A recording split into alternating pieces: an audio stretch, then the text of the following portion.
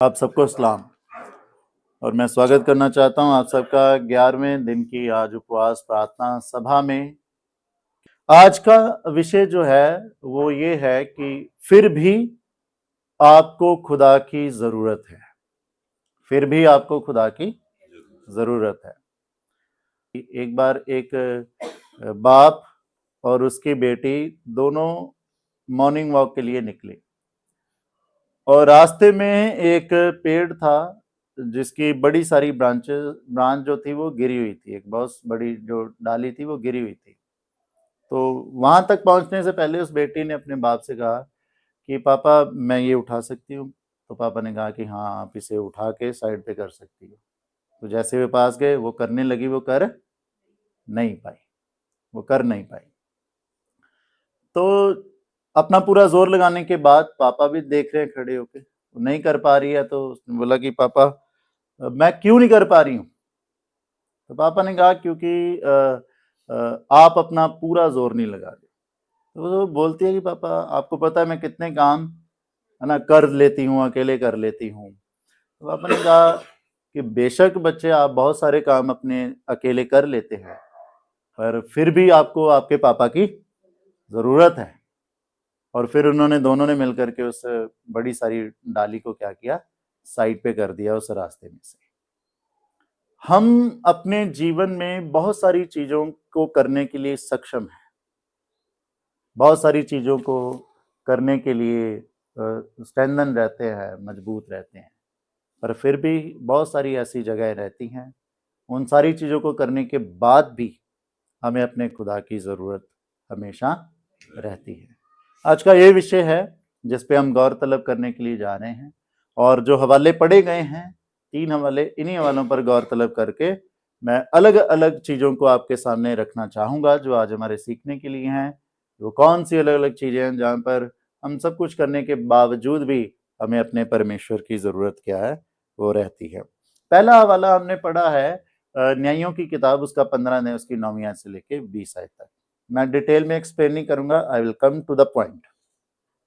क्या हो रहा है वहां पर कि शमशून योद्धा है जो खुदा का नजीर है, खुदा का अनॉइंटेड वन है, मसा किया वन। तो अब एक आलम ऐसा आया है कि उसको फलिश्तियों के हाथों में किया जा रहा है, उसके अपने ही लोगों के द्वारा, यहूदियों के द्वारा। वो हमने पढ़ा है, हमने देखा है। तो वचन में लिखा है कि जब वो उसको उसके हाथों में करने वाले थे तो परमेश्वर का आत्मा पूरे बल से उसके ऊपर उतरता है। जिस रस्सियों से बांधा गया था वो रस्सियां अपने आप ही जल गई। ठीक है। अब इसके ऊपर जब खुदा का आत्मा पूरे बल से उतरता है तो वहां पर ये एक नई गधे के जबड़े की हड्डी इसके हाथ में लगती है, और उससे क्या करता है, ये लगभग पूरे 1000 लोगों को क्या कर देता है, फलिश्तियों को मार देता है। अब यहां पर है मेन बात सीखने वाली। वो वॉरियर योद्धा जिसने मात्र एक गधे के जबड़े से, उस हड्डी से 1000 लोगों को क्या कर दिया, मार दिया। वो योद्धा जो इतनी पावर रखता है, इतनी सामर्थ रखता है, इतनी कुवत रखता है, वो योद्धे के मुंह से क्या शब्द निकल रहे हैं आपको पता है। उसने बाद में क्या कहा कि है ना, he was about to die. वो मरने के किनारे पे था। किससे? प्यास से। तो वो फिर खुदा को फरियाद करने लगा कि मतलब खुदा क्या चाहता है कि मैं प्यासा मर जाऊं और इनके खतना रहित लोगों के हाथों में मैं लग जाऊं, उनके हाथों में आ जाऊं मैं। कैन यू इमेजिन कि वो बंदा जिसने बिना रुके 1000 लोगों को खत्म कर दिया। Are you getting the point? हम में से पता, मुझे नहीं पता हम में से कितने लोगों ने वो बैडमिंटन खेला होगा। बैडमिंटन जिन लोगों ने खेला होगा ना, अगर आप डेली खेलने वाले लोग हैं फिर तो बात अलग है, पर आप डेली खेलने वाले ना हो करके रैंडमली किसी भी दिन खेल रहे हो तो आपकी 5 मिनट में सांस फूल जाएगी, आप है ना हांफने लग जाएंगे। मैं ये बात क्यों कह रहा हूं, 1000 बंदों को कंटिन्यूसली मारना, आप समझ रहे हैं, बहुत हिम्मत और बहुत ताकत और बहुत स्टेमिना था। और ऐसी पावर और ऐसी कुवत रखने वाला बंदा किससे मरने वाला था? प्यास से। आप समझ रहे हैं? मैं आपका ध्यान किस बात की ओर केंद्रित करना चाह रहा हूं कि भले ही हम कितने भी टैलेंटेड, भले भी हम कितने भी प्रोफेशनल क्यों नहीं है अपने काम में, मतलब हमारा कोई लेवल ही नहीं है किसी का हमारे तक आने का, बट स्टिल वी नीड, पर फिर भी हमें किसकी जरूरत है? खुदा की। भले ही वो कितनी भी पावर, कितनी भी कुवत क्यों नहीं रखता था, पर फिर भी उसको किसकी जरूरत पड़ी? उसको खुदा की जरूरत पड़ी। बाइबल में जो जो ऐसी चीजें रिकॉर्ड की गई है ना, वो रैंडम रिकॉर्ड नहीं कर दी गई कि ऐसे लिख दिया गया। आप देखिए, इस चीज को कनेक्ट करके देखिए कि आज के दौर पे भी वो कितनी लागू हो रही है हमारी जिंदगियों में, कि शमशून की मानिंद बहुत पावर रखने वाले लोग हैं आज भी, अपने एजुकेशन के दम पे, अपने क्वालिफिकेशन के दम पे, है ना। बहुत ही मतलब लोगों को कई बार तो ऐसे टैलेंटेड लोग हैं जो खड़े खड़े लोगों को ऐसे ही अपनी बातों में घुमा घुमा देते हैं, अच्छे वाले पढ़े पढ़े लिखे लोगों को घुमा देते हैं ऐसे। दो कि हम कितने भी टैलेंटेड हैं, दो कि हम कितने भी कैसी भी कुवत क्यों नहीं रखते हैं, पर अपने जीवन में फिर भी हमें किसी की जरूरत रहती है? अपने खुदा की। फिर भी हमें किसकी जरूरत रहती है? अपने अपने खुदा की जरूरत रहती है।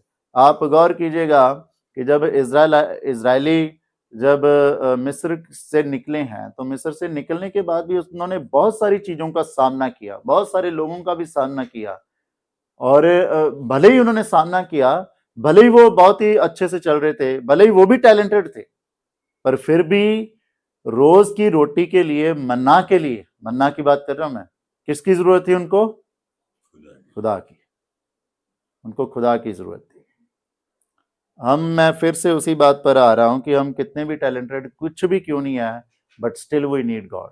और इस बात से जो पहला लेसन मैं आपके सामने रखना चाहता हूं वो ये है कि कोई भी कुवत पा लेने के बाद, चाहे वो जॉब की कुवत है, चाहे वो अच्छी डिग्री की कुवत है, चाहे अच्छा स्टैंडर्ड है, कोई भी सक्सेस पाने के बाद आत्मिक तौर पर आराम से नहीं बैठ जाना है, जहां रिलैक्स नहीं हो जाना है, बल्कि एट दैट टाइम हमें और भी ज्यादा आत्मिक रीति से अपने खुदा की खोज में बने रहने की जरूरत होती है, कि हम और भी ज्यादा उसकी खोज में बने रहें। दूसरी बात जो मैं आपके सामने रखना चाहता हूं कि फिर भी हमें खुदा की जरूरत है। पहली बात देखिए हमने, दूसरी बात मैं आपके सामने रखना चाहता हूं कि हमने कितना भी बड़ा मिरेकल अपनी जिंदगी में एक्सपीरियंस क्यों ना किया हो, उस मिरेकल के बाद भी हमें किसकी जरूरत रहती है?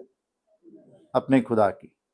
Now let's get this by our second reading, जो हमने ली है पहले राजाओं की किताब, उसका 19 अध्याय। 19 अध्याय में हमने देखा है, 19 अध्याय को समझने के लिए पहले 18 अध्याय को समझना पड़ेगा। मैं बहुत ही शॉर्ट में बता रहा हूं आपको, आप भले ही बाद में पढ़ लीजिएगा। 18वें अध्याय में क्या हो रहा है कि एलिया और राजा अहाब ने एक पैगन लेडी के साथ शादी कर ली थी, जिसका नाम था इजबेल। इजबेल ने इजराइलाइट में मूर्ति पूजा और बाल देवता को इंट्रोड्यूस करवाया था, और इजबेल के उसी मूर्ति पूजा के, बाल देवता के तकरीबन 450 नबी और इधर एलिया नबी, ये दोनों आमने सामने हुए। एक साइड कितने लोग हैं? 450 नबी, और दूसरी साइड सिर्फ खुदा का एक नबी। तो ये आमने सामने होके इन्होंने एक कंपटीशन रख लिया कि भाई चलो 2 ऑल्टर बनाते हैं, तुम बनाओ अपनी, मैं बनाता हूं अपनी। कोई आग नहीं लगाएगा ऑल्टर पे, आग जिसका खुदा जिंदा है वो खुद ही आग इस पे लगाएगा। तो वो हम सारा जानते हैं। एलिया ने अपनी ऑल्टर पे वो पानी भी डलवाया, आपने अगर पढ़ा होगा तो, मैं बड़े शॉर्ट में बता रहा हूं। तो जो 450 नबी थे उन्होंने बहुत चिल्लाया, बहुत चिल्लाहट करी, बहुत वर्शिप करी अपने देवताओं की, पर वहां पर कुछ भी हुआ नहीं। तो बाद में एलिया ने प्रेयर करी, और भले वो वेदी को गीला करवा दिया था पानी से, पर उसके बावजूद भी खुदा ने आसमान से, स्वर्ग से आग भेजी, जो वहां पर उस वेदी को रोशन कर दिया, उस वेदी को जला दिया, मतलब उस आग से। इसके बाद एलिया वहां नहीं रुका। एलिया ने क्या कहा, जितने भी इजरायली इकट्ठे थे उन सबको कहा इनको पकड़ो और सबको मरवा दिया। किनको? 450 नबियों को। 450 नबियों को जब मरवा दिया तो फिर हम आते हैं 19 अध्याय में, जहां पर हमने शुरू में पढ़ा कि ईजबल ने ये मैसेज पहुंचाया इलाइजा तक, एलिया तक, कि मैं तेरा भी ऐसा ही हाल करूंगी। अब जब ये आ गई है बात, तब ये भाग रहा है। और अगर हम जब पढ़ते हैं पहले राजाओं की किताब 19 अध्याय में, मैं पढ़ना चाहता हूं 4 आयत को। लिखा है, परंतु वह स्वयं जंगल में एक दिन के मार्ग पर जाकर एक झाऊ के पेड़ के तले बैठ गया। वहां उसने ये कहकर अपनी मृत्यु मांगी। जब बंदा डिप्रेशन में चला जाता है ना, तब क्या करता है? वो अपने लिए मौत मांगता है। आप समझ रहे कि 18 अध्याय में इतना बड़ा चमत्कार खुदा ने अपने इस बंदे के थ्रू किया है। It was not a normal कि यहां पर कैंडल रख दो और हम सब मिलकर के दुआ मांगे अपनी आत्मिकता के हिसाब से। मैं सही कह रहा हूं, हम में से बहुत कम श्योर होंगे जो ये सच में दिल से मानेंगे कि इसमें आग लग जाएगी। कहीं ना कहीं हमें ऐसा रहेगा, नहीं यार ये रहने दो यार, हम खुद की क्या हो जाएगी, बेइज्जती हो जाए, ऐसे पंगे लेने ही नहीं है। But he was so confident. उसने क्या कहा कि मतलब तुम पानी डालो यार, इस पे पानी डालो। पानी डलवाया, पर फिर पानी डलने के बावजूद भी क्या हुआ कि वहां पर आग लगी। तो उसकी आंखों के सामने इतना बड़ा चमत्कार हुआ, पर 19 अध्याय में क्या हम देख रहे हैं कि वो अपने लिए क्या मांग रहा है? मौत मांग रहा है। मैं आपका सिंपल शब्दों में ध्यान इस तरफ दिलाना चाह रहा हूं कि भले ही ये वो नबी है जिसके द्वारा बहुत ही बड़े चमत्कार हुए हैं, पर उन चमत्कारों को एक्सपीरियंस करने के बावजूद भी इसको किसकी जरूरत है? खुदा की। इसको किसकी जरूरत है? इसको खुदा की जरूरत है। इसको खुदा की जरूरत है। हम कितने भी, now I am connecting with our practical lives and practical situation, हम पब्लिकली कितने भी सामर्थ्य क्यों नहीं है, या हमने पब्लिकली मतलब कितना भी खुदा के मिरेकल को लोगों के सामने रखा क्यों ना हो कि this is something that we have experienced, हम उस चीज को लेकर के कितना भी मतलब बताएं, कितना भी मतलब आगे बढ़ें, but still we need God. पर फिर भी हमें किसकी जरूरत है? पर फिर भी हमें अपने खुदा की जरूरत है। देखिए, मैं इसको और सिंपल तरीके से समझाना चाहता हूं। आगे जब हम नए नियम में आते हैं तो खुदावन यीशु मसीह के स्वर्ग आरोहण होने के बाद प्रभु यीशु मसीह के चेलों ने बहुत सारे मिरेकल्स किए, पर ऐसा नहीं थी कि ये जानते हुए कि खुदा तो हमारे द्वारा बहुत बड़े बड़े काम कर रहा है तो हम आराम से बैठ जाएं। वो फिर जाते थे, अकेले में जाते थे और अकेले में जाकर के अपने खुदा से दुआ करते थे, अपने खुदा से क्या करते थे? बातचीत करते थे, क्योंकि उनको पता था कि भले ही खुदा हमारे द्वारा इतने बड़े बड़े काम कर रहा है, पर फिर भी हमें अपने खुदा की जरूरत है और हमें डेली अपने खुदा के पास जाने की क्या है? जरूरत है। मैं ये समझाना चाह रहा हूं सिंपल शब्दों में, मैं ये बताना चाह रहा हूं आज के कलाम के माध्यम से। जो दूसरी बात है कि हम एक बार कि खुदा ने हमारी सुन ली, हमें ओवर कॉन्फिडेंट होकर के आराम से बैठ जाना नहीं है, बल्कि जब सुनी गई है तो और भी अपने रिश्ते को मजबूत और कायम रखने के लिए हमें किसकी जरूरत है? खुदा की, कि हम उसके साथ बने रहें, हम उसके साथ जुड़े रहें, ताकि ऐसे मिरेकल्स, ऐसी ब्लेसिंग खुदा के हजूरी में से हमारे लिए लगातार होती रहे। ये लेसन है हमारे सबके लिए भी। चुप नहीं बैठ जाना कि हाँ हमारी जिंदगी में बहुत बड़े बड़े काम हुए हैं, खुदा तो करता ही रहेगा। नो, हमें और भी क्या करना है, उससे भी पहले से भी ज्यादा मजबूती से अपने खुदा के सामने क्या रखनी है? अपनी दुआएं रखनी है। अब खुदा के कलाम को पढ़ना है, खुदा के कलाम की बातों को अपनी जिंदगियों में लागू करना है, क्योंकि सारी बातों के बावजूद फिर हमें किसकी जरूरत है? खुदा की। सारी बातों के बावजूद फिर हमें अपने खुदा की, फिर हमें अपने परमेश्वर की जरूरत है। नाउ द लास्ट थिंग, और जो कि आज हमने हवाला पढ़ा है, लास्ट हवाला पढ़ा है अंजील में से, मत्ती की अंजील 17 अध्याय उसकी 1 आयत से लेके 8 आयत तक।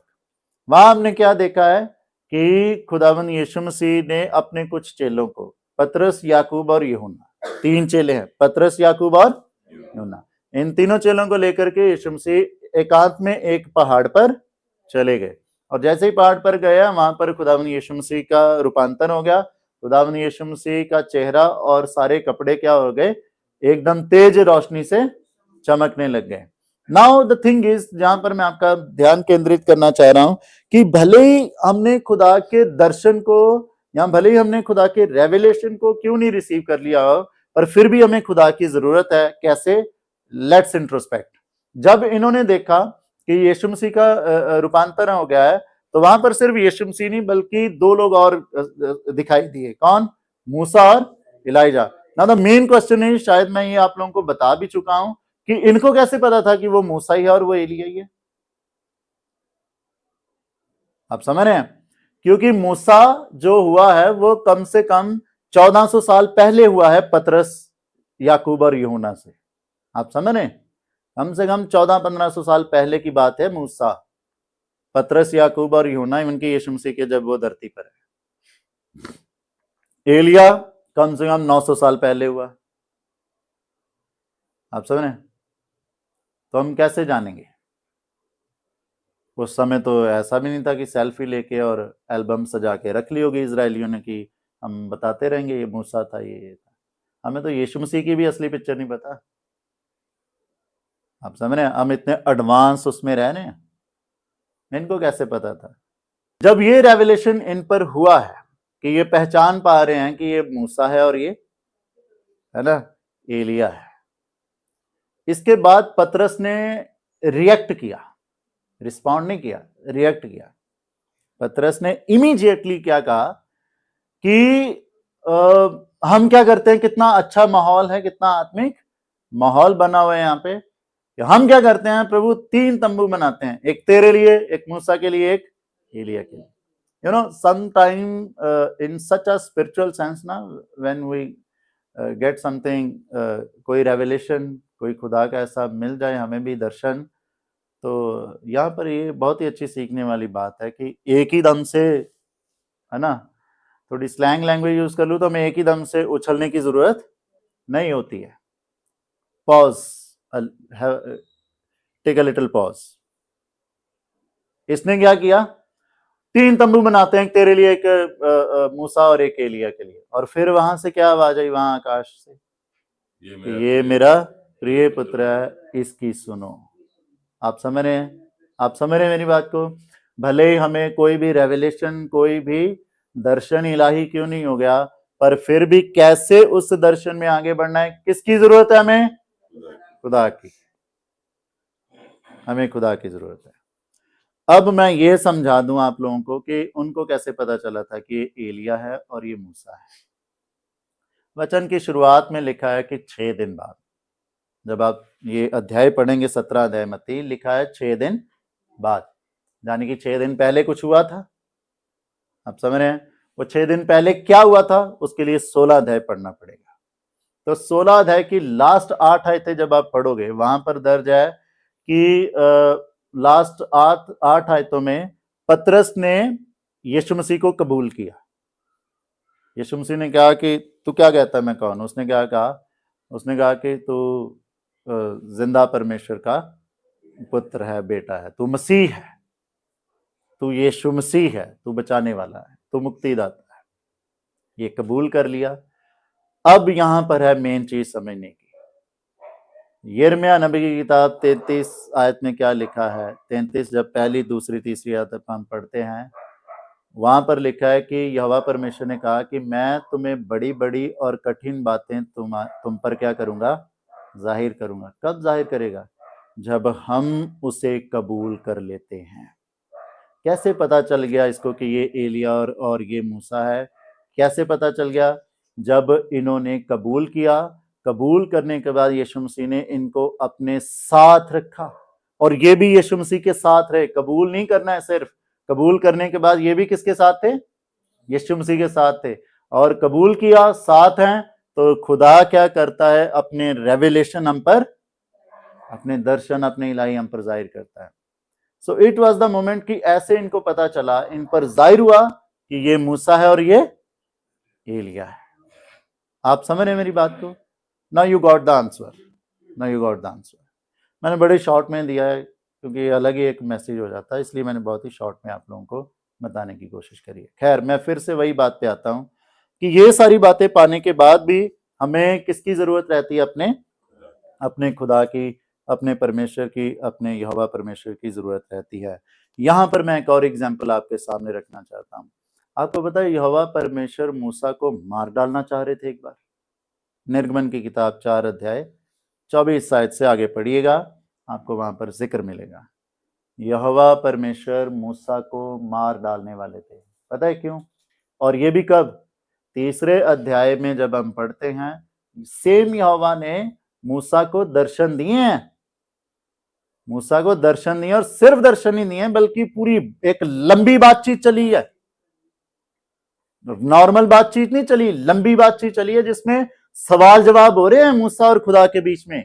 मूसा कह रहा है मेरा काम कर, यहोवा परमेश्वर कह रहा है मूसा को कि मेरा ये काम करना है। मूसा तर्क कर रहा है कि मैं कैसे करूंगा, मेरी जुबान मोटी है, वो तो मेरे समझेंगे नहीं कुछ, वो मेरी सुनेंगे नहीं कुछ। बहुत बात, मतलब खुदा ने मूसा को कन्विंस किया अपना काम करने के लिए। आप समझ रहे हैं कि मैं तेरे साथ हूं, तेरे लिए ये करूंगा, तेरे लिए वो करूंगा, सब तेरी सुनेंगे, एंड लाइक दैट कन्विंस किया है। जिस बंदे को दर्शन दिया, जिस बंदे को एक ऐसे तगड़े पर्पस के लिए खड़ा किया, अगले ही अध्याय में यहोवा उसे ही मारने वाला था। आप समझ रहे हैं मेरी बात को? दर्शन बेशक हुए हैं, पर फिर भी किसकी जरूरत थी? खुदा की। क्यों जरूरत थी ना? यहां पर समझने वाली बात है कि यहोवा अपने दास मूसा क्यों मार डालना चाहते थे? क्योंकि मूसा अपनी वाइफ और अपने बच्चों के साथ खुदा का दर्शन पाने के बाद मिस्र को चल पड़ा, और जब मिस्र को चल पड़ा तो सिर्फ मूसा ही एक ऐसा शख्स था उस पूरी फैमिली में जिसका खतना होता। बाकियों उसकी औलाद जो थी उसका किसी का खतना नहीं हुआ था, और यह बात उसकी पत्नी बहुत अच्छे से जानती थी। और उसकी पत्नी ने वहां पर एक बड़े शार्प पत्थर को लिया और अपने बच्चों की खलड़ी को काटा। फिर जाकर के क्या हुआ कि वहां पर माहौल शांत हुआ और खुदा ने अपने दास मूसा को मारा नहीं। ये ऐसे लिखा, पढ़ लीजिएगा, नहीं मारा। मेन बात क्या सीखने को मिल रही है यहां पर कि भले ही मूसा खुदा का दर्शन दिया, उसको चुना था, पर फिर भी एक सही रीति से खुदा की खिदमत में चलने के लिए उसको किसकी जरूरत थी? खुदा की। Are you getting the point? मैं ये समझाना चाह रहा हूं। हम कितना भी पहुंच क्यों नहीं जाते हैं खुदा की बातों को समझने के लिए, पर फिर भी मैंने पहले भी एक बार आपको शेयर किया था ये, इसी लैंड सीजन में। मैं लैंड सीजन में कभी भी अपनी फैमिली के लिए, अपने लिए दुआ नहीं मांगता। मैं सिर्फ इसी चीज के लिए दुआ मांगता हूँ, खुदा ये सीजन जब तेरे वचन को, तेरी बातों को साझा करना है, तो मैं अपने आप में कुछ नहीं, मुझे तेरी जरूरत है। हेल्प मी कि इस रीति से आपकी बातों को रख सकूं जो सबको समझ में आने वाली हो सके, सबके दिलों तक पहुंचने वाली हो सके। यू नो, हम कितना भी पढ़े लिखे क्यों नहीं है, कितना भी, पर हर बात में हमें किसकी जरूरत है? खुदा की। और यही बात हम सीख रहे हैं इस हफ्ते कि लर्निंग डेली डिपेंडेंस, कि हर रोजमर्रा की जिंदगी में हमें कैसे अपने खुदा पर निर्भर होकर के चलना है, हम उन बातों को सीख रहे हैं। और आज मैं आपके साथ साझा कर रहा हूं कि हमें हर वक्त, हर बात में किसकी जरूरत है? अपने खुदा की जरूरत है। खाना हम खा रहे हैं, बहुत अच्छा खा रहे हैं, उस खाने का अच्छा असर रहे हमारी जिंदगियों में, वो ब्लेसड रहे, किसकी जरूरत है? खुदा की। कि हम खुदा के नाम पे उसे क्या करें? ब्लेस करें। हमारी स्टडी, हम बच्चों को बहुत ही अच्छे स्कूल में, बेहतरीन स्कूलों में स्टडी करवा रहे हैं, बेहतरीन टीचर्स और के पास उनकी कोचिंग करवा रहे हैं, उनकी ट्यूशन करवा रहे हैं, वो बेहतर करें। फिर भी किसकी जरूरत है? खुदा की। कि वो हम हमारे बच्चों को अच्छी समझ दें। हमारे बच्चे अच्छी जॉब में लग गए हैं, जो चाहते थे वो लग गए हैं, अब उस जॉब में और भी बेहतर करें, यूसुफ की मानंद आगे बढ़े, उसके लिए किसकी जरूरत है? खुदा की जरूरत है। हम अपने जीवन में, अपने परिवार में जो चाहते हैं, हमारा एक पार्टनर अच्छा वो मिल गया, वो पार्टनर और हम अपनी लाइफ में बेस्ट करें, एक अच्छे मसीही कपल बने, बने रहें, उसके लिए किसकी जरूरत है? खुदा की। आप और मैं अपनी जिंदगी के हर क्षेत्र में हमें सिर्फ और सिर्फ किसकी जरूरत है? अपने खुदा की हर बात में जरूरत है। सो मैं कंक्लूड करूंगा सिर्फ इसी बात से कि let us not underestimate God's power, let us not be overconfident और आर एजुकेशन, आर टैलेंट, और हमारे पास कितनी भी मसीही और खुदाई नॉलेज या रेवलेशन क्यों नहीं है, late us not be over confident of all these things. अगर किसी चीज का गुमान करना है तो किस चीज का करना है? कि हम अपने खुदा को जानते हैं, हम उसको खुदा, अपने खुदा को मानते हैं, क्योंकि हमें उस हर रीति से उसी की जरूरत है। प्रभु अपने कलाम के द्वारा हम सबको बहुत आशीषित करे। आमीन। आइए हम दुआ मांगेंगे।